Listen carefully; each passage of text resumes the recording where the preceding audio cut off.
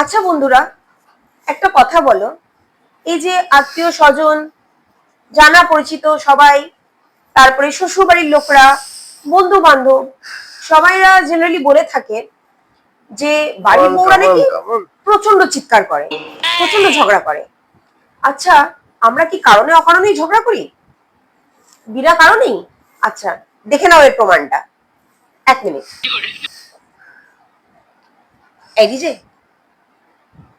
DJ, আরে এই,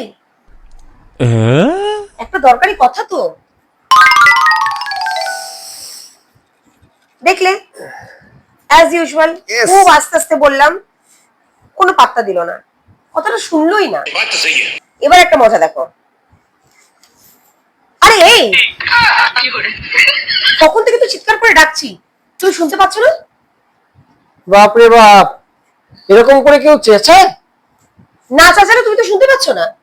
একটা দরকারি কথা আস্তে বলছি, তো বললে হয়। কি করে আসতে বলবো? এতক্ষণ ধরে তো আসতে বললাম, তুমি শুনতে পেলে? আমাকে তো বাধ্য হয়ে চিৎকার করতে হলো। দেখলে বন্ধুরা, কাজ হয়ে গেল। আসতে বললাম, রেসপন্সই করলো না। জোরে বললাম, তোমরাই দেখে নাও। বলো, এবার কি আমরা ভুল? আমার কথাগুলো কি ভুল?